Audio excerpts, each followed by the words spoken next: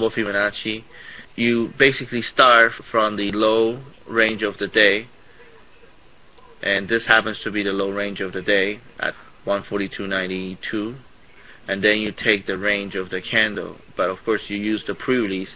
It gets a little bit tricky when you have a whipsaw like that, and when you do that, you have the lines that they intersect each other, and the 50 is right there as one of them, and 30 is another one. So for a decent retracement, of course the 30 will be the pre-release price. This is the closest to pre-release, and I chose this one because of the uncertainty surrounding the release. We didn't quite get a very strong release either way, so that's why I choose this one. So right now on the retracement back down, we could see it break the pre-release and even go down to the 97 as traders start to take profit aggressively. When that happens, we could see the market break down, but then I think eventually we'll see a regroup from maybe 9:30 to 10 o'clock all the way till 11:30, 12 o'clock as traders getting ready to go home, and the market will end positive today. That's my opinion. We'll see. Basically, you look for the daily range. That's when you draw the first fib line. This indicator shows you the starting of the day to the end of Asian session. So we started the day here, and the low end of the range is at 192.94. Don't worry about this one because this happened afterwards, and we're not going to worry about this candle. So the first one you draw is the daily range from the low of the day to the high of the day. And the second one you draw is for the movement that was caused by the news, which is this one, but it throws you a little bit off because you went up and down, okay? You went down and you went up, but we're not going to worry about the first reaction that you went up, because when you trade the news, there's one thing you need to understand, and that is the pre-release level. That's like the holy rule for news trading. When the market goes beyond the pre-release level, meaning the price action before the news release, that nullifies the effects of the release.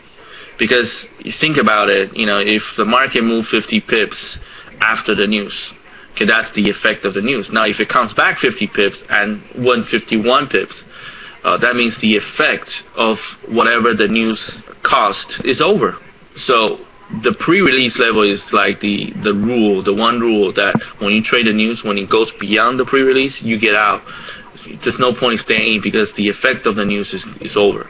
Okay, so we look at the pre-release level, which is just the beginning of this candle, and you go to how high it went up, which also coincides with the high of the daily level.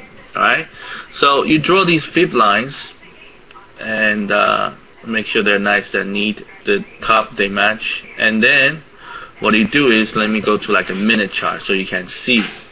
Now you see is that we have some. This is one of the levels that basically they overlap.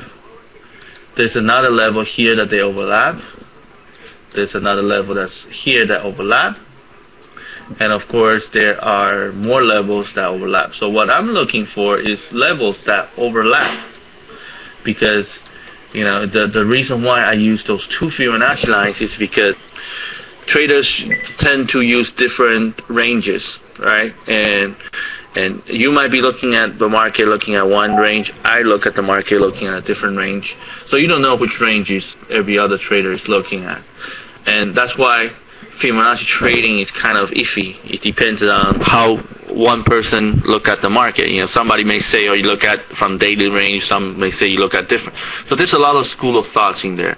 But what I'm trying to do is I try to look for a consensus of where traders might be looking at. So when you draw different ranges, you look for where they overlap together, and most likely if somebody's looking at this from a different time frame, they might be looking at the same level as you are. So this is a purely technical, adding a little bit of psychological type of trading that I have discovered that you work very well, especially after news.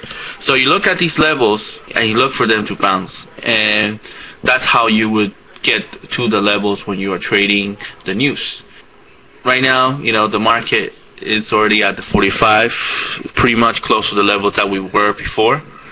And like I said, we could see the market come down and the next significant level is at the 92. So if we see a 143 figure, that's another level that we'll be looking at.